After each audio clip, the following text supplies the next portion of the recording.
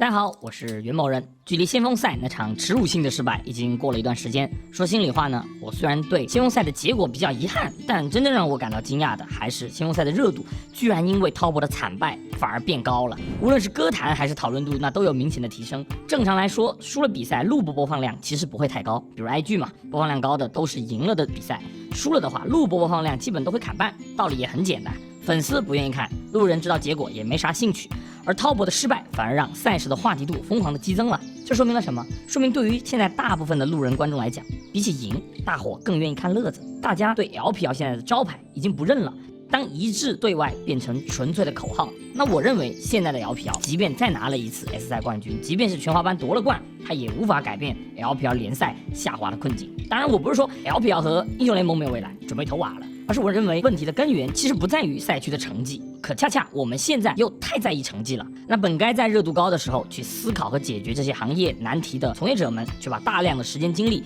放在了不该他们思考的赛训上。我感知到这一点呢，很大程度在于先锋赛后郭浩的道歉。那郭浩算是俱乐部经理里相当得到大家认可的了，业务能力、业务态度，包括他在很多采访里展现出的那种追梦的赤子之心，在我眼里那都是非常加分的，很接地气、很有能力的一个经理。他靠他这张脸都为俱乐部省了不少买选手的钱。但这篇道歉文里，他除了自己赌上职业生涯的洗刷耻辱外，我印象最深的还是郭浩说，J.K. Love 在队伍赛训、商务运营板块承担的最多。从各种拍摄、营业上，那哥哥确实付出也有目共睹，这点 J.K. Love 确实也没毛病。但特意提及这块，给我的感觉就是郭浩觉得商务营业多，实际上对选手是消耗、是负担。商务承担的多了，所以打不好大家多体谅。我理解这种措辞，但郭浩说无法洗刷耻辱，自己将辞职的发言，实际上都在表明一种思想，那就是电子竞技只有赢才是一切，赛训成绩才是一切，商务它什么的都是附属品，拿了冠军一切问题都解决了。我相信很多选手、观众包括从业者都是这么想的，要不要下滑是没有拿 S 冠，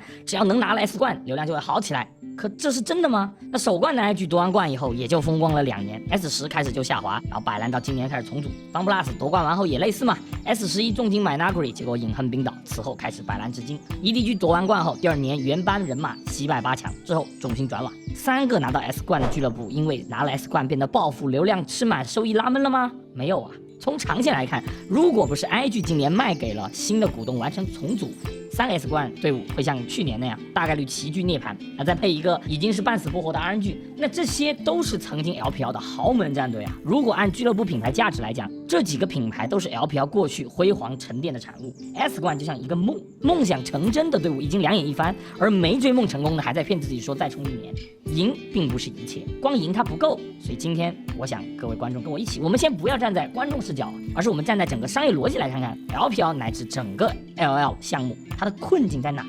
我们其实可以把电竞这个产业我们按生态位大体分成4个核心角色：游戏厂商、赞助商、参赛者、观众。那观众用户是行业的核心血包呀，上游呢都想赚大家钱包里的钱，这个没有问题吧？那大伙也都明白啊，电竞赛事呢它是游戏的广告，是游戏的延伸，举办比赛呢是为了吸引新的玩家。赛事就像蜜雪冰城门口的雪王玩偶，本身蜜雪冰城肯定不靠玩偶跳舞赚打赏的，而是要吸引你进店消费来赚钱。在那个没有移动互联网的时代，那电竞观众其实约等于玩家，而大家的付费渠道其实也是在游戏内，而不在电竞生态里。那在早期真正说我去线下买门票买周边为电竞这个生态付费的用户占比非常小。那个时候的比赛模式基本都是游戏厂商给授权，让外面的第三方承办比赛拉赞助，那既能靠广告赞助商的付费回点血，也继续能够给游戏拉新打广告嘛，那是双赢。早期撸啊撸它也有这个阶段，比如很多老玩家印象深刻的 IPL5其实就是 IGN 公司举办的第三方比赛。但大家要清楚啊，在那个直播还没有兴起的时代，选手和战队作为参赛者这个生态位，他们的收入是只能靠奖金的，他们赚的是厂商和赞助商的钱。比如 V 社办 TI 就是从自己的本子收入里分一部分出来作为赛事奖金。这个阶段的战队和赛事观众确实也没有什么关联，因为你不是直接付费嘛，也不需要做什么粉丝营业，选手打成什么样你关观众屁事。这种业态本身也自洽，只要游戏还有人玩，比赛就能办，因为赛事的成本可以随着游戏的收入和受众来定，钱少少办，钱多多办。而这类业态赛事本身的含金量也是和奖金高度相关的，奖金越多的比赛竞争压力自然会越大，因为你的收入核心就是这个呀。这个业态其实已经足够自洽了，但它也有它的局限。首先，这是受众，这类赛事它几乎只局限在玩家这个群体里，因为你本身就是面向潜在玩家做的广告嘛。我不是你这个玩家群体，就很难被吸引进来。玩家喜欢，但路人观众进入反而很难。比赛再好看，那也是看的人眼里的好看。有些业态下的游戏项目从出生开始就决定了它很难吸引圈外观众。当厂商和赞助商都不需要直接从赛事生态上获取收入时，那它本身就不会做一些面对圈外人士的推广。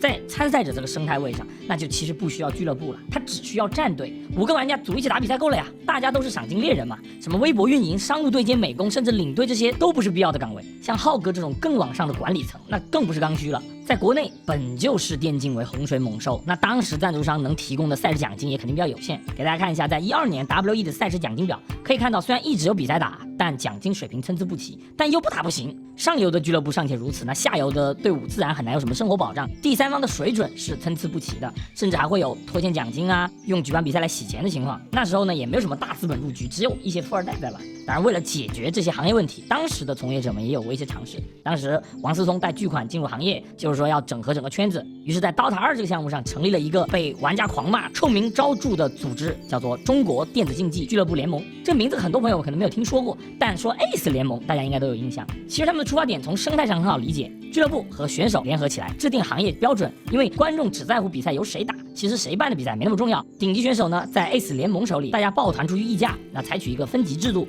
俱乐部和第三方按成绩和规模那进行一个区分，什么级别的俱乐部就打什么级别奖金的比赛，不然那种什么网吧赛几万块钱就能够吸引最顶尖的俱乐部去打，那底层选手的生态永远会差，头部战队的商业价值也提不高。毕竟对于赞助商来讲，同样的比赛内容曝光，这个广告费肯定是能少则少嘛。那可想到和做到其实就很难呀，因为首先 ACE 联盟它是一个商业组织，是自发的联盟，是第三方联盟。可游戏不是传统体育，它是有游戏厂商作为终极上游的。ACE 联盟本身又不直接产生收益，它更像是一个工会，它限制了俱乐部和选手，但又没法直接发钱，因为本质上这种联盟也无法直接从观众手里变现，你没有造血能力啊，你不给选手和俱乐部发钱，大家怎么服你听你？而 V 社可以，它可以让 DOTA 2玩家买本子，然后堆高 TI 的奖金池。这种业态下，选手和俱乐部自然就只认 TI， 只认 V 社的比赛。从生态位的角度 ，ACE 联盟的死亡是必然，即便没有 Wins 的故事，没有选手和联盟的冲突，不能直接造血的俱乐部联盟也肯定撑不久，因为本质上它的对手是 V 社啊。讲这些老故事，主要还是希望大家明白一个结构的影响。拳头和撸啊撸走的路线产业结构和 V 社这套也完全不同，他们走的是韩国在刚开始发展电竞走星际时的那条路，做联赛，然后通过联赛选拔选手，打世界赛的杯赛。撸啊撸的故事大家就很清楚了，尤其是赶上了直播发展最为红火的年代，可以说随着手机互联网的兴起，电竞赛事进入高速发展的时代。和前面的赏金猎人不同啊，拳头联赛体系下的选手收入来源根本就不靠奖金了，所以收入结构的变化，那对于赛事含金量的理解也会完全不同。我原某人今天摊牌了，其实我们广西比沙特还富，我青秀区富少现在拿出10亿作为赛事奖金啊，办了一届某人杯网吧赛，司某人猜猜拿了第1，所以司某人是世界第1中单啊，大家认吗？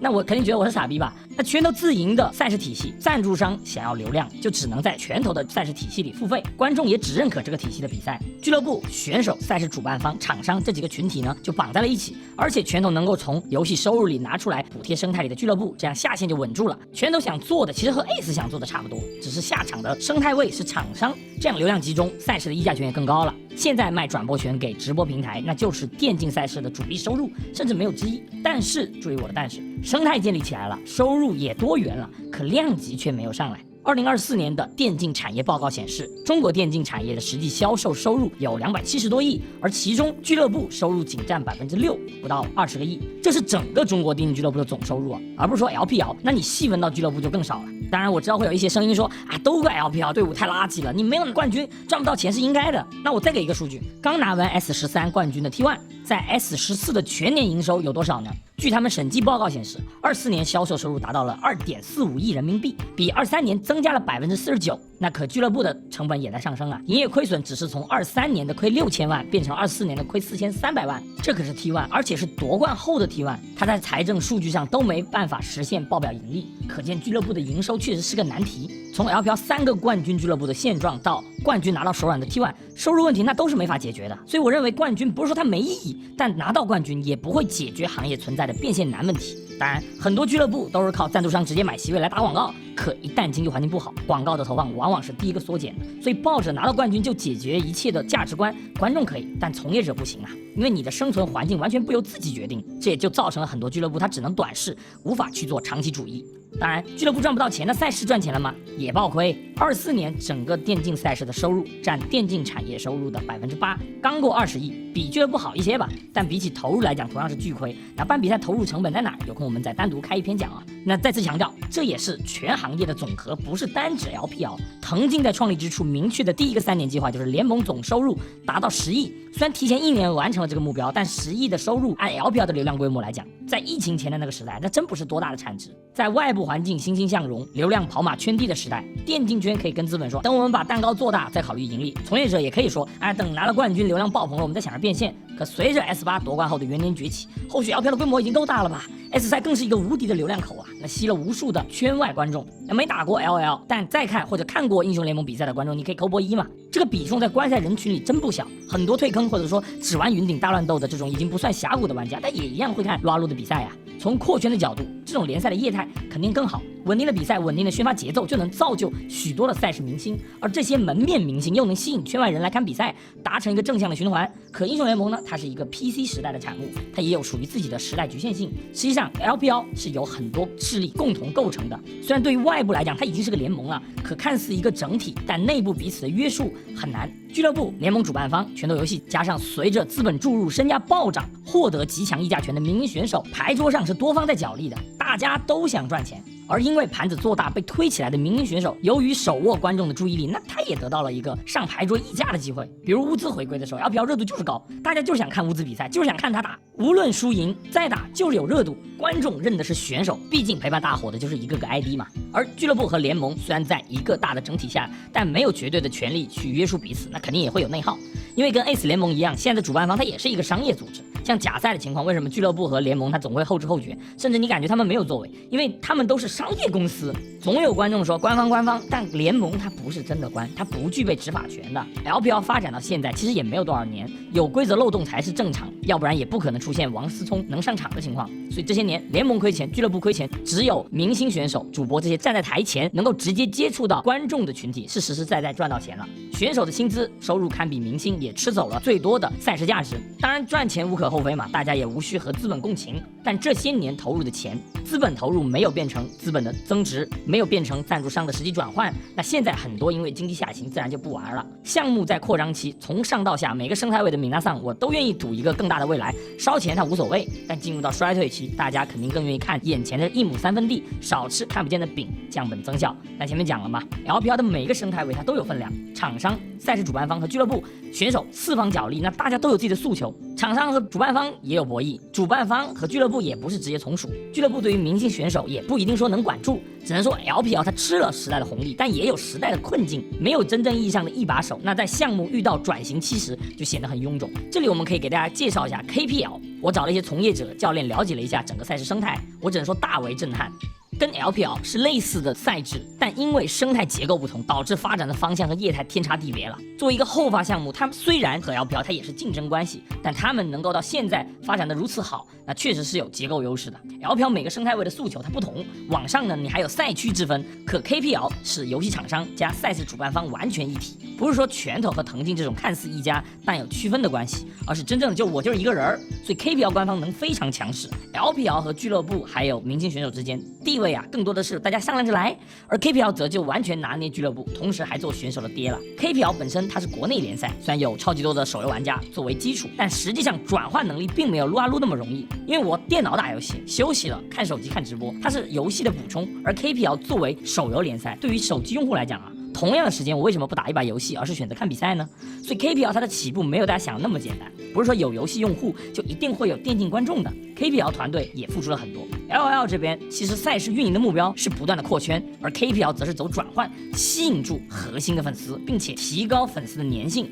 再让核心赛事观众付费这件事上 ，LPL 做的是没有 KPL 好，因为 KPL 走的是明星路子，而且他们能走这条路，在于他们能够集权再分配，选手服从包装，配合包装。首先，选手的收入上 ，KPL 选手的基础薪资是并不高的，工资帽甚至不到20万每个月，就最顶级的选手基础薪资也就这个水平，可以说 KPL 和 LPL 选手在薪资上差别很大。那 KPL 选手想要更多的收入，就得靠直播商务和赛事奖金了。KPL 虽然是自营赛事，但奖金不低，而且每年的冠军很多嘛，你想要赚更多的钱，那你就得有好成绩。同时，选手还可以选择提高自己的商业价值，靠直播和商务来赚钱。所以 KPL 选手的营业态度是非常好的，甚至到了媚粉的地步。夺冠后第一时间空降超话，跟粉丝互动的这种行为啊，你在 LPL 根本就不太能想。能这样是因为 KPL 手握重权，且很早就能够限制选手。每个赛季前啊都会有考试和培训，里面不限于联盟规则、政治常识、地理常识这些，从青训开始你就要上课了。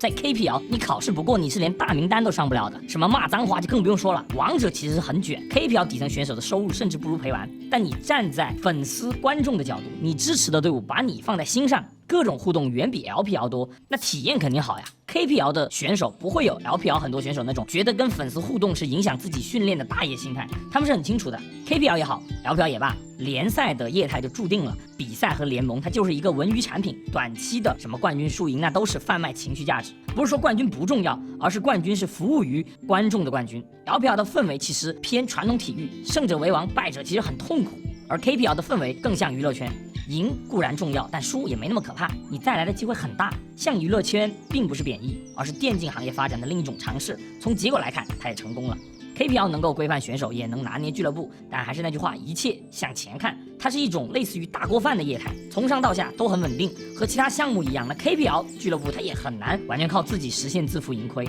但首先选手的身价没那么夸张， KPL 再给点补贴，那就能玩下去了。说白了 ，KPL 官方 C， 你俱乐部打好辅助就行了。因为 KPL 的补贴呢，也不是白给的。KPL 它会给俱乐部按配置给一些那种指标，这些指标不完全是成绩，也包括场外的东西，它是有 KPI 的。俱乐部呢就会像赛事的打工仔一样，和选手一起把联盟商业价值做大而奋斗。拿捏财政，那官方对于比赛的干预程度自然会很高了。一切为了让比赛更精彩，赛事更有商业价值。就假如某个明星选手的队伍被淘汰了，他进不了杯赛，那官方他是会主动牵线，让进了杯赛的队伍去租借明星选手，同时官方也会帮俱乐部承担部分费用。对于我这类纯粹的竞技观众来讲，会略微冲淡他赢的喜悦，但对于偏饭圈追星的观众来讲，这样的体验相当好。所以 KPL 的赛事用户是很满足的，即便支持的队伍输了，我还有机会来啊。LPL 和 KPL 都是联赛，但结构上的差异也会让彼此的侧重完全不同。从观众角度啊 ，KPL 的优势就是本身的受众体验很好，你是 KPL 的观众，你的观赛体验不会太差。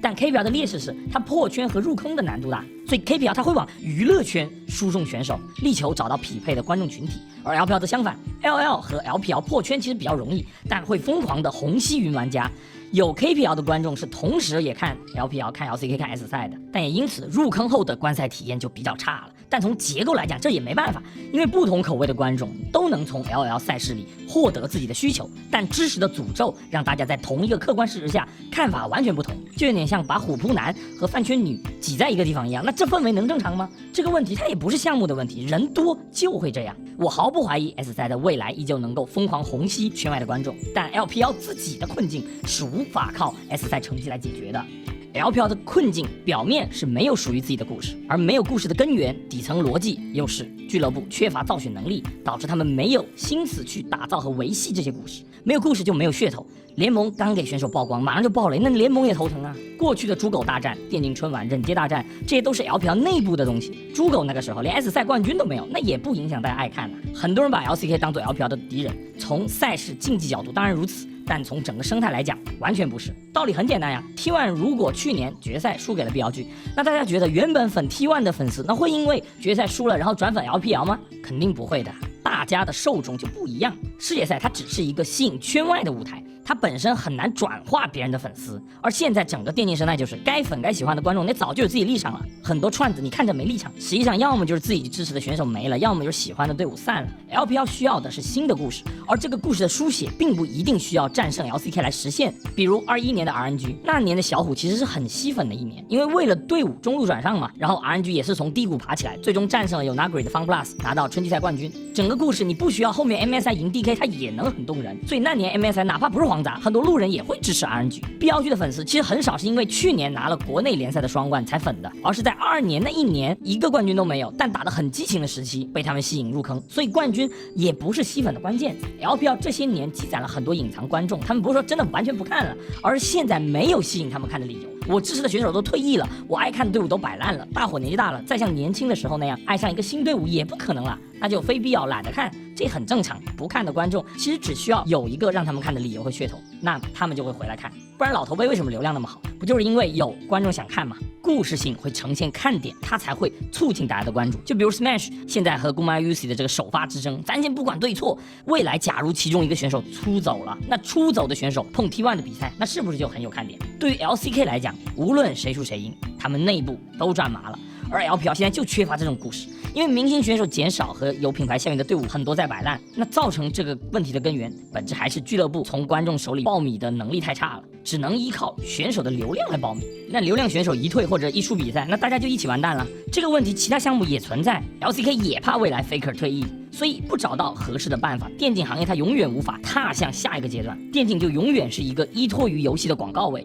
永远无法完成换血。说白了，没有足够的对粉，就没有足够的造血能力，自然没有持续的精力去培养青训。毕竟对于选手来说，发米的是俱乐部，发米的俱乐部都还在举步维艰，那这个行业也肯定只有头部能吃饱饱。为什么郭浩的文章给我的感触那么大？因为我觉得郭浩这个位置的管理层不应该有这种想法。他的整篇文章虽然是道歉，但字里行间太丧了，不洗刷耻辱就辞职，配上结尾的只能，更多的给我的感觉无奈又心酸。Wake up bro， 你是总经理不是红米啊，你的职责不是赛训啊。我没有教郭浩做经理的意思，人家肯定比我敬业专业，但郭浩你的战场是拉赞助，是俱乐部的变现。我不是针对郭浩，而是 LPL 所有的俱乐部在粉丝变现这块呢都是一坨狗屎。赛训不如 LCK， 咱还可以洗，人家韩国电竞先发展，可俱乐部运营变现这块你也比不了别人，那真是无语了。T1 除了周边营销各种概念外，各种拉赞助变现，甚至已经开始推出什么专属粉丝互动平台了。我们先不管能不能真的提升俱乐部的收入，但起码人家在做，在尝试，选手也在配合。兼体甚至提出沙特杯旅游加陪看的产品，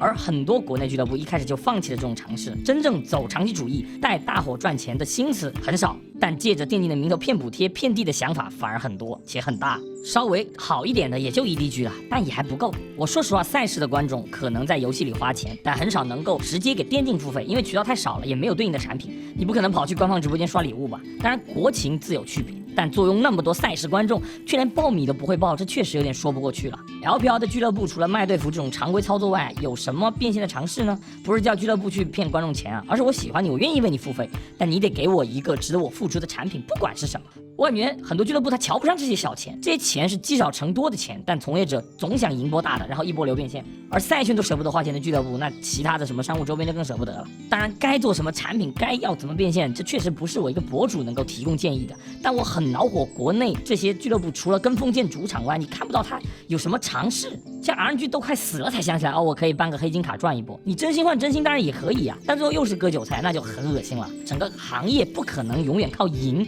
靠彼此的仇恨这种刺激流量的手段去维系日常。商务运营变现应该得到更多的重视，让本身就支持你的粉丝得到尊重，而不是为了赢比赛你们这帮粉丝别烦我了。LCK 虽然俱乐部也在亏钱运营，但赛区有热度有号召力，不仅仅是 LCK 赢了 S 赛，而是他们本身头部选手、头部战队，这都有营业和想赚钱的自觉。一大堆官方节目，选手配合参与，大家一起做大做强嘛。LCK 本身就是抱着把联赛故事做好做大的态度来做的，所以长期主义到现在，联赛内的故事自然够多了。LCK 它反而吸收了很多海外的受众 ，S 赛它是锦上添花，而不是救命稻草。而 LPL 里呢 ，RNG、FunPlus、EDG、WE、ONG， 包括之前的 IG 这些刚培养出一批对粉的俱乐部，最后他都倒在了换代上。所以我不认为郭浩他应该把那么多心思放在滔博的成绩上。你配置本身成绩就不会太差，但有些事情并不是大家都做到最好就能够赢的。这样高度的绑定成绩，给自己压力真没必要。你的战场不是这里。我很急的原因是，恰恰其实这层变现路已经慢慢要被摸透了。T1 的亏损在收窄，行业从热门回归正常，成本大家都在降，那回归理性的情况下，虽然赚不到大钱，但离收支平衡不远啦。如果没有过成功的案例，当然我也不会这样去说 LPL 的俱乐部。那别人家的小孩做不到，我不可能苛责自家小孩嘛。但是还真有例子，那就是今年击败滔博的 KC。法国 KC 战队在3月份靠着卖周边已经狂赚200万欧元了，直接 cover 掉自己全年的成本，不靠别的，就靠粉丝经济。这个法国 KC 本土战队虽然大家不熟悉，但他们成立很晚，但很快就建了主场，有了自己的核心赛事付费群体。粉丝运营这块人家做的真好，所以从23年开始 KC 就已经完成了盈利，算上今年KC 已经是连续3年赚钱了。他们面前就是卖周边啊。热度高的俱乐部不少，但维持热度还能赚钱的俱乐部，现在还真只有他们。不是说靠赢能赚到钱，而是真正的满足粉丝，做好粉丝文化。人家在次级联赛就已经赚麻了，当然各地也是有国情在了。KC 在 L1 次级联赛夺冠的时候就能获得总统马克龙的祝福，而 LCK 它也有卡斯帕协会，韩国对电竞认可度本身也很高。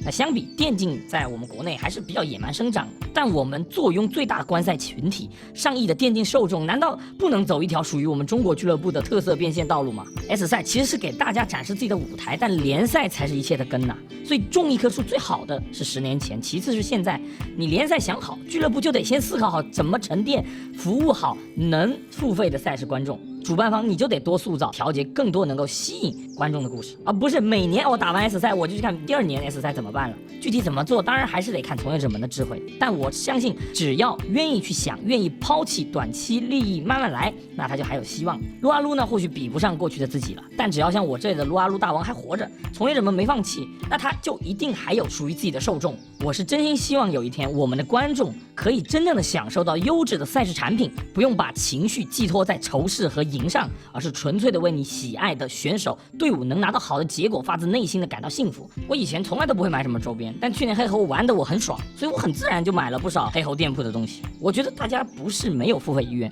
而是现在你的产品还没有到能打动我的地步。事物的发展是螺旋上升的，我相信从业者们愿意付出时间精力去做，那自然会有一个好的结果。那本期内容就这么多了，这也是看完国浩的道歉后随便聊聊，有感而发，接下来就会回归到赛事内容了。那我们下期再见，拜拜。